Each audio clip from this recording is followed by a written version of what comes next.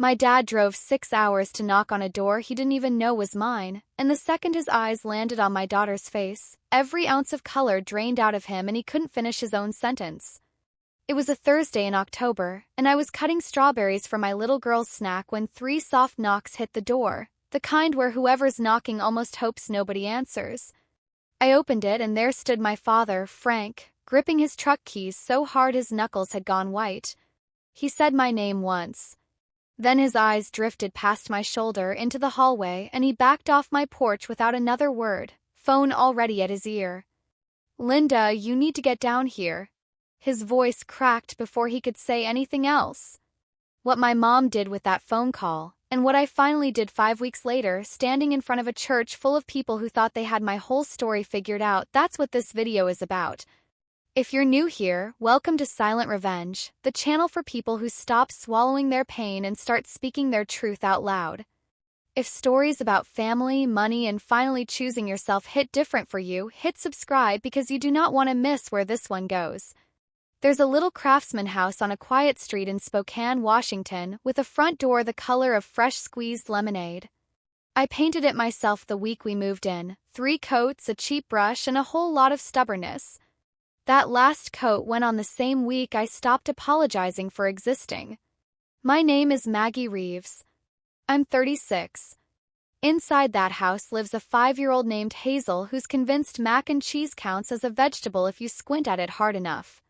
I work as a labor and delivery nurse downtown, 12-hour shifts, sometimes 14. I can recite a patient's vitals from memory before I can tell you what day it is. I've held a lot of hands while people brought new life into the world. My own family taught me how to hold my breath instead. For 5 straight years, nobody from Peoria, Illinois, where I grew up, had set foot past that yellow door. That wasn't an accident. And it definitely wasn't the story my family had been telling everyone about it. Here's the thing about the word disappeared. It's a word that lets everybody else off the hook. Fog disappears. Car keys disappear. Nobody does anything to make fog vanish, it just goes. That's not what happened to me.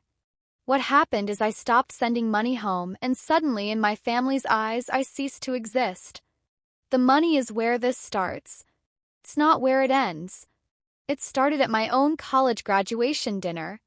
I was 23, the first Reeves to ever walk across a stage with a diploma, a nursing degree paid for with loans and 3 years waiting tables. My mom, Linda, threw a dinner. Pot roast, a folding table, a cake with my name spelled right. My brother Tommy, 20 then, ate most of it before I got a slice. For 2 hours, I was the pride of that kitchen. I'd have done almost anything to stay that way. Hold on to that feeling, my mother certainly did. After the plates cleared, she slid a cream-colored envelope across the table, my name in her tight church bulletin cursive. I thought it was a card. It was empty. "This is for the roof, baby girl," she said, patting my hand. "You're the one who's got it made now." I laughed a little because I genuinely thought I understood. 1 envelope, 1 favor. I filled it from my first paycheck and mailed it back. The next month, another showed up. The month after, another. Nobody ever asked out loud again. The asking had already happened once, dressed up as pride. That envelope was never a one-time thing. It was a subscription, written in a language I'd been raised to call love. By year 2, I'd switched us to a bank transfer app. On the 1st of every month before sunrise, money left my account, $950 most months, $1,750 on the bad ones. And there was always a bad one coming. A busted water heater, a truck transmission, a windstorm that peeled half the shingles off their roof. I paid for that repair and felt proud of it. Christmas envelopes stacked on birthday envelopes stacked on Easter envelopes. On my side of the ledger, every holiday shift for 7 straight years because holiday pay was double. My coworkers thought I was saving for something big. I couldn't have told you what. I kept a notebook, a running total updated to the dollar. Not because I ever expected it back. 'Cause numbers were the one thing in my family that never lied. By year 7, that total had climbed past 6 figures. I've said the exact number out loud exactly once in my life, and when you hear where, you'll understand why once was enough. One more thing about that roof repair. In a photo my brother texted me one Thanksgiving, I could still see a blue tarp stretched across the back slope, a full year after the storm. I told myself contractors were just backed up. I told myself a lot of things back then. Telling myself things was cheaper than asking my mother questions. The east wing of my hospital had a lighting system on its last legs, and the electrician who came to fix it was named Jake Reeves, 30 easy grin wire strippers hanging off his belt like they'd grown there. He stopped me after a night shift to ask which hallways needed the brightest fixtures for patients relearning to walk. I answered half asleep, and he wrote it down like I'd handed him something sacred. Then he asked me to breakfast, since dinner, in his words, is kind of the middle of your night, isn't it? For 3 years, that man labeled my lunches by shift. When he proposed, there was no diamond. He twisted a loop of copper wire off his own work truck and slid it on my finger, promising a real ring, the second we're not living off ramen. I said yes to the copper. I brought him home to Peoria exactly once. My mom asked what he made an hour before she asked his middle name. On the drive back, all he said was, "Your mom sure keeps a tight budget for other people's lives, huh?" He had no idea how right he was. I didn't tell him because I hadn't let myself count it up yet either. That night, while he slept beside me, my phone lit up. A text from my mom just for me. "He seems steady, honey. Also, could you send a little extra this month? Don't mention it to your dad." My own engagement, it turned out, came with a cover charge. And for 7 straight years I always paid it. That fall, a flu outbreak wiped out half my unit. I came off a 14-hour shift, slept straight through my alarm for the first time in my adult life, and woke up on the 4th of the month. Transfer went out 3 days late. My mom called at 7 the next morning. She didn't yell, I could have fought yelling. Her voice was flat, like a bill coming due. She said she'd had to move money around in front of my dad, which was humiliating for her. Then she said the sentence this whole story runs on. "You don't get to be spent, Maggie.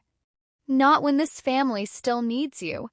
I stood in my kitchen in scrubs gone soft from too many washes, looked down at my own hands, and apologized. Twice. She accepted it once. We hung up like a bank hanging up on a customer. Here's what shames me now. Not that she said it, people show you who they are all the time, that part's free.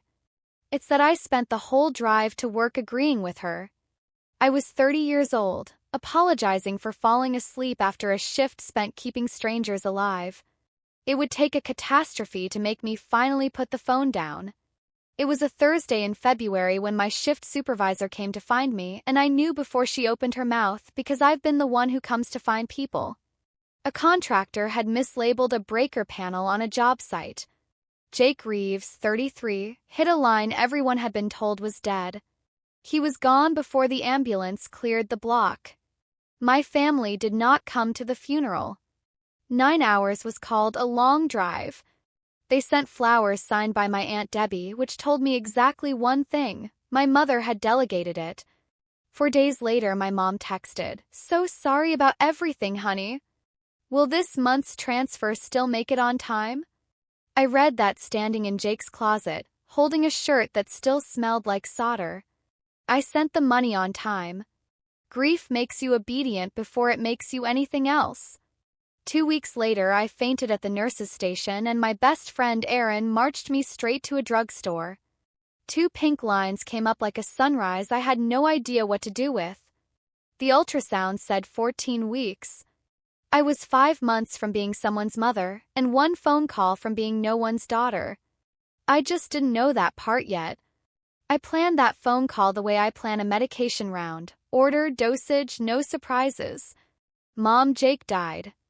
Mom, I'm pregnant. Mom, my blood pressure's dangerous and I need to stop sending money. Simple. True. But in what order do you hand your mother a death, a grandchild, and a boundary? I led with the boundary. She picked up on the second ring and I said, "Mom, I have to stop sending money." That's as far as I got. After everything I've done for this family? Who do you think has been carrying you all this time? Then the dial tone, flat as a heart monitor with nothing left to say. Called back twice. Voicemail both times. I sat on the bathroom floor and felt every word I never got to say settle into my chest like swallowed glass. That week, my specialist used the phrase elevated risk. So I tried my dad. I could hear his garage radio in the background and I said, "Dad, please." Something's happened. Frank Reeves, a man who once drove through a snowstorm for my high school choir concert, said quietly, "Don't stir things up with your mother, Maggie." Not what happened. Not are you okay. Every road into my family ran straight through my mother and she closed the road. I set the phone down and did not pick it back up. 9 hours away, my mom started telling a story. Just wasn't mine. If you've ever felt like your family's emergency fund with a heartbeat, the one everybody calls when a bill's due and nobody calls just to ask how you're holding up, drop a comment and tell me where you're watching this from. It started with my Aunt Debbie's Facebook post, praying for my sister through a season only a mother could understand. Some kids forget who raised them. No names needed. Then, at coffee hour at Riverbend Community Church, where my mom had run the women's committee for 2 decades, somebody asked where I'd gotten to. My mom looked at her shoes, let the silence go sour, and said, "We honestly don't know anymore," dabbing at dry eyes with a tissue. Every word of that was technically true. She didn't know because she'd hung up before knowing was possible. That's the trick of it. She never lied outright. She just declined over and over to tell the truth and let a whole congregation fill in the blanks for her. By the next Sunday, someone in the choir was using the word disappeared, and she never once corrected it. I knew none of this at the time.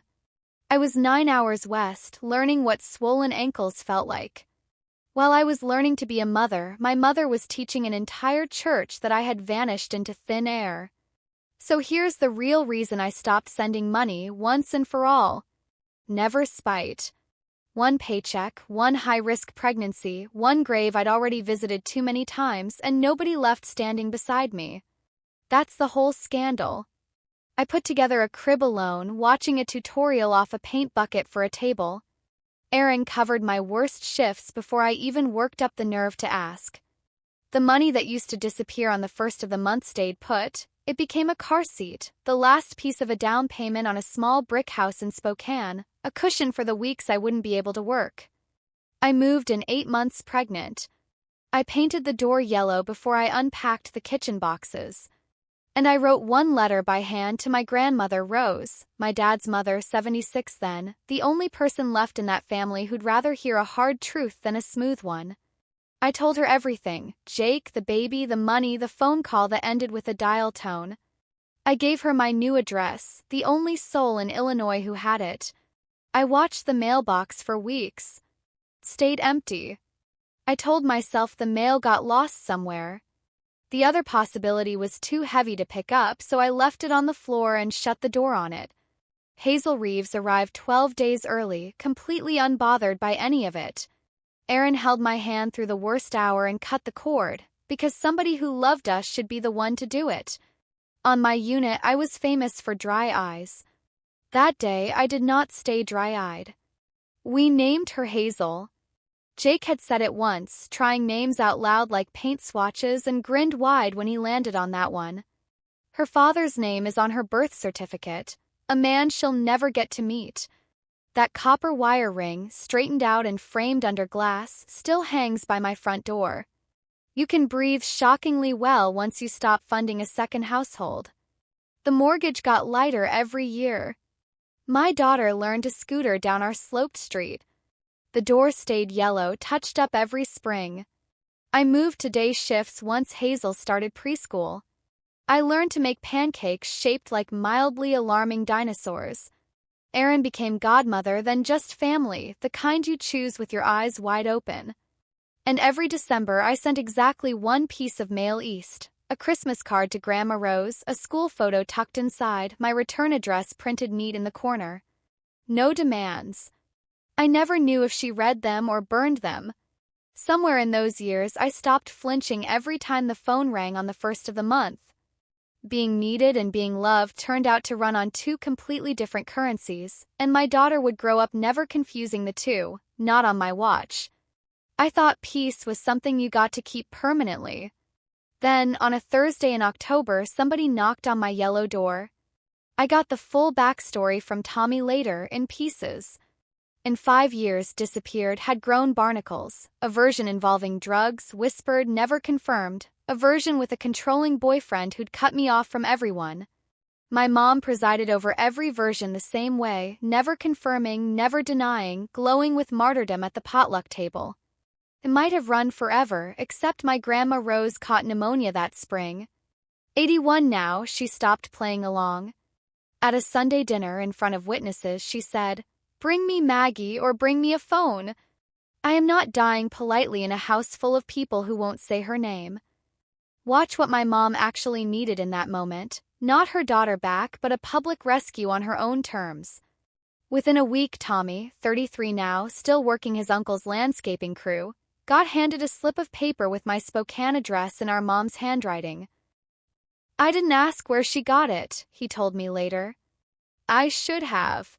He drove 9 hours with the radio off, and on a Thursday he knocked.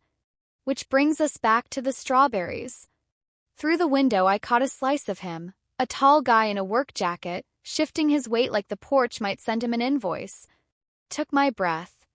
Tommy. 5 years older around the eyes. I stood with my hand on the latch for 4 full seconds. In the first, I saw myself staying quiet and letting him knock on what sounded like an empty house. In the second, I saw myself cracking the door and sending him home with nothing. In the third and fourth, something clicked into place with the same clarity that only ever visits me on a bad shift. I had done nothing wrong. I was done living my life through a gap in a doorway. I opened it all the way. "Hey, Tommy," I said, and watched 5 years hit my brother square in the face. That's the exact moment bare feet came slapping down the hardwood behind me. "Mama, who is it?" A little girl 5 skidding into the hallway in mismatched socks. Dark hair, Grandma Rose's exact chin, reprinted at 3.5 feet tall. Tommy made a sound like he'd taken an elbow to the ribs. His eyes traveled past her down the hall to a wall I don't even notice anymore. Jake's photo, funeral ribbon still on the frame, the ultrasound picture, a snapshot of me 8 months pregnant in front of a half-painted door. He did math nobody in my family had ever let him see. 5 years solved in 5 seconds, standing on a porch.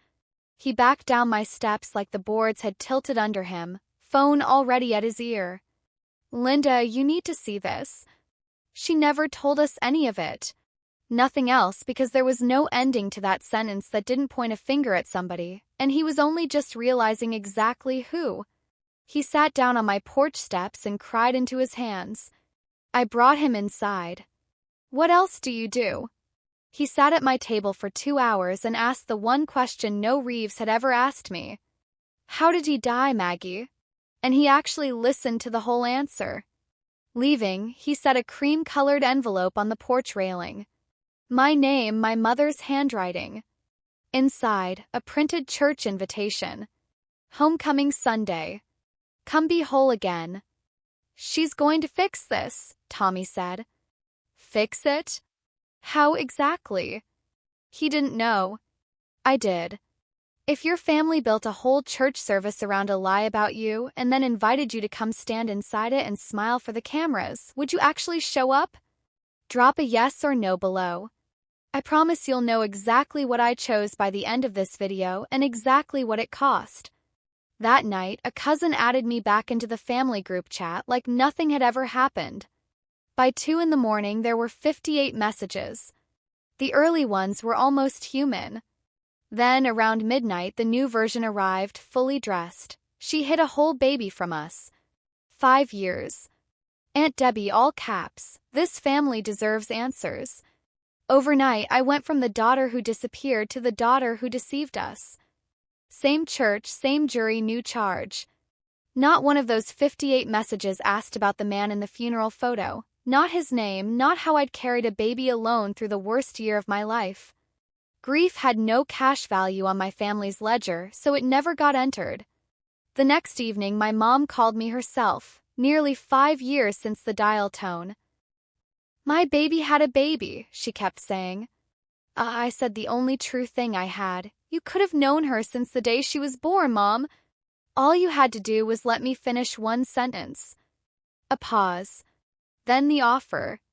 "Come to homecoming, sweetheart. I'll tell everyone your blood pressure kept you away. Nobody ever has to know about the money." That one sentence retroactively rewrote me as a victim of circumstance, cast her as the grieving heroine, and buried 7 years of transfers under the church carpet forever. This wasn't about getting her daughter back. It was about controlling who got to narrate the story.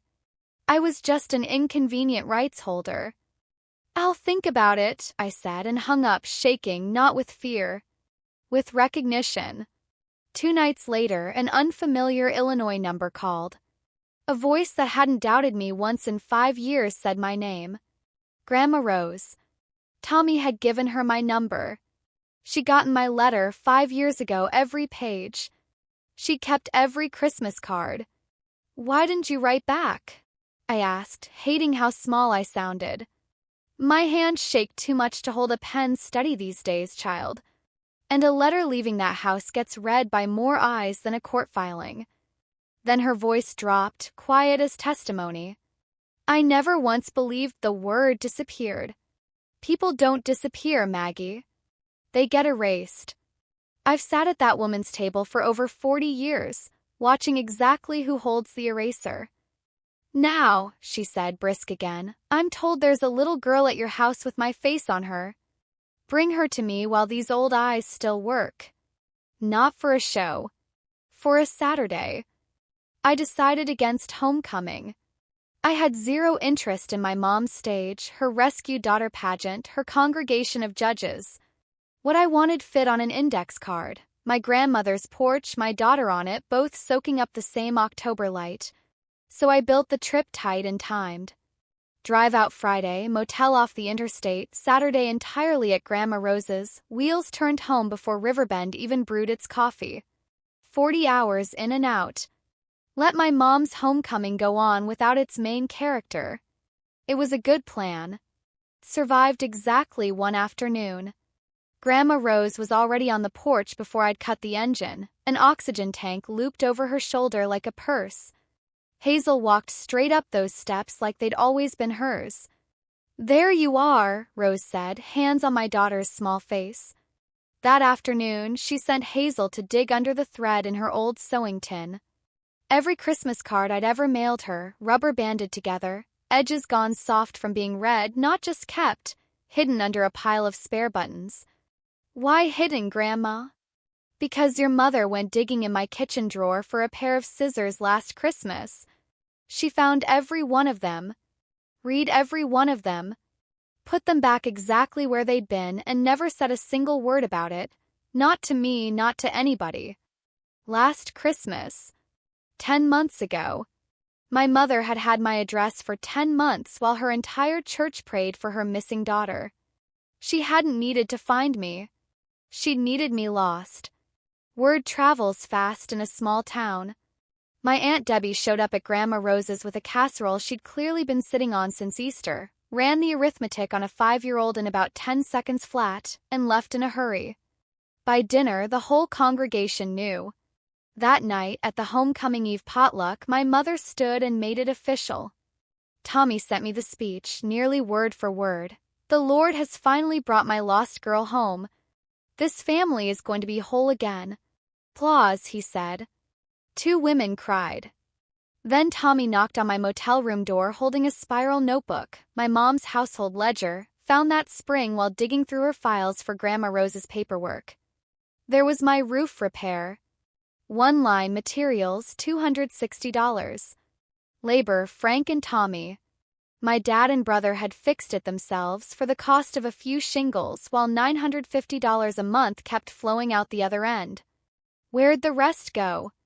All there, in her own handwriting. Riverbend Building Fund, Linda Reeves.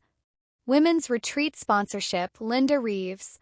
a loan to Debbie's son never repaid. My money hadn't been keeping my family afloat. It had been buying my mother a throne in a very small kingdom. Then Tommy flipped to an older page, one dated the year before I was even born. Wedding ring pawned for Mama's back rent. A number small enough to break your heart. My mom had been 24, 8 months married, and sold her own wedding ring to cover her parents' debts. Nobody ever paid her back either. "She's not spending your money out of spite, Maggie," Tommy said quietly. "She's paying off a debt she thinks every daughter is born owing." It didn't make anything okay. It made everything sadder and heavier. But it took revenge off the table completely. Whatever came next wasn't going to be about beating her. "The Honda was your money," Tommy added at the door, wincing. "I'm paying you back for it." "That car was a gift," I said. Gifts were never the part that actually hurt. I didn't sleep that night. I lay under a water-stained motel ceiling, running every possible route. Leave at dawn and skip the whole show, or sit in a back pew and buy myself peace at the old familiar rate. Then a small voice drifted over from the other bed, half caught in a dream. "Mama, do I have a grandma?" I didn't answer, and the not answering rang louder than anything I could have said. Because if I stayed quiet, my quiet wouldn't stay mine. My mother would fill it in the way she'd filled 5 years of it already. And someday my daughter would sit in some kitchen and hear that her mama was the one who'd been too ashamed to face good people. For 5 years, staying silent had protected me. From here on, my silence would only ever become her next chapter. I got up, read the invitation one more time, "Come be whole again," and said it out loud to nobody in that rented room. "I'm going to church." I didn't print bank statements. I wasn't going to stand in a sanctuary waving paper around like a process server. I didn't write a speech either. I already knew what the truth sounded like, because I'd carried it word perfect for 5 straight years. I ironed my navy dress with a fighting motel iron. Braided Hazel's hair, let her pick the ribbon. She picked bright orange, and she was right. Light lipstick. The framed copper ring stayed on the wall at home. Instead, I tucked a small photo of Jake into my dress pocket. Not for anyone else to see. Just ballast. I texted Tommy, "Front pew for Grandma. I'll end, she overheats." He wrote back fast, "Done." "And Maggie, I'm glad you're coming." I checked my pulse against my watch out of pure habit. Teddy. I wasn't walking in with evidence. I was walking in with myself. That was the one thing nobody in my family had ever accounted for. Riverbend held about 180 people that Sunday, plus folding chairs out on the grass. We slipped in during the second hymn. Grandma rose on the aisle, Hazel and me right behind her. My dad stood at the back, cap in his hands. My mom wore lavender and a microphone. "My lost girl," she said, finding me in the crowd, "has finally come home. Maggie, honey, come on up here and give thanks with me." 180 faces turned. I looked at Grandma Rose. She gave me a nod you'd have missed if you weren't starving for it. I let go of the pew, stood up, and walked to the front. I did not take the microphone. "I didn't disappear," I said. "I stopped paying for 7 years of my family's expenses." Those are two very different things. You could hear the ceiling fans. $837,460. That's not a figure of speech. I kept a running total for 7 years, updated to the dollar. Anyone in this room who ever borrowed against it is welcome to check my math. I watched that number land across the room all at once, watched a few faces in the middle rows go very still. I didn't look at them longer than a heartbeat. I hadn't come for them. The year everybody in this building calls the year I disappeared, I buried the man I loved and delivered our daughter completely alone. One question would have found me. Nobody ever asked it. Then, to my mom, "I was allowed to be spent, Mom. Just never around you." Her handkerchief came down. My mother, who'd held 4 grieving years of performance without a single crack, finally lost her rhythm. "How dare you," she said, and the microphone rang with it, harsh and too loud. She was shaking. I wasn't. I never raised my voice once. Turns out steady, delivered calm can drown out a microphone every single time. The room split like water breaking around a stone. Some faces softened toward me. Some hardened, people I had genuinely loved, now studying their own hands. That's the part nobody warns you about. Truth doesn't convince everybody. It just stops a lie from being unanimous. I felt something else go too, standing right there. The daughter who might someday be welcomed back in, forgiven, restored. That version of me ended right there in that sanctuary. I ended her myself because she'd been costing me everything and paying me back in a currency nobody could spend. I took my daughter's hand and led her forward, in front of everyone who'd spent 5 years praying for a woman who was never actually missing. "Hazel," I said, "this is your great-grandma Rose. She's the reason I still believe family is worth something." Grandma Rose put her shaking hands on that small face, and even the hardened ones in the crowd had trouble staying hard through that. Some things outrank a narrative. Not many. That was one. I picked Hazel up, nodded to Tommy to bring Grandma Rose, and walked down the center aisle of Riverbend for the last time, past Aunt Debbie, staring at the number like it was still hanging in the air because for her it was. My mom stepped down from the pulpit as I passed her, mic lowered now, and said something that finally wasn't staged. Every single thing I ever did was to hold this family together. And she believed it. That's the part that will never stop being sad. I could trace that sentence all the way back to a 24-year-old at a pawn shop counter, learning what a daughter is apparently for. "Being needed and being loved aren't the same thing, Mom," I said quietly, just for her. "I hope you find somebody who sticks around whether or not you're useful to them." Her face did something I'd never once seen it do. I didn't stay to name it. I walked on and the ushers pushed the doors open and October poured in cold, clean, indifferent gold. Hazel squinted up at me from my hip. "Is church over?" "Ours is," I said, and we walked out into the sun. We were nearly to the car when I heard gravel moving fast. It was Tommy, tie loose, out of breath. He'd left Grandma Rose in the passenger seat with the heater running. He stood in that parking lot with his hands open, palms up, like a man showing you he's unarmed. He didn't defend her. I want that on record somewhere. He didn't say "she means well" or any of those lines that had upholstered my entire childhood. He just looked at his sleeping niece, then at me, and asked for the one thing nobody in my family had ever asked me for. "Can I come see her sometime?" No messages from Mom. Just me, showing up as somebody's uncle. "Sundays," I said. "Bring nothing but yourself." We pulled onto the interstate before the potluck casseroles were even uncovered. Nobody chased us down. Nobody needed to. 6 weeks later, Grandma Rose sat on my porch in Spokane, teaching Hazel to thread a needle, four hands shaking for 2 entirely different reasons. My mom's letter had come the Tuesday before, 3 pages, her version of things, the word sorry appearing exactly 0 times. I read it once at the kitchen counter, put it in a drawer, and went back to making dinner. It hurt less than I'd budgeted for. Tommy calls every Sunday now, video on, so Hazel can show him her dinosaur pancakes. My mom stepped down from the treasurer role at church. My dad sent a card, 1 line in pencil. "I'm sorry I looked the other way."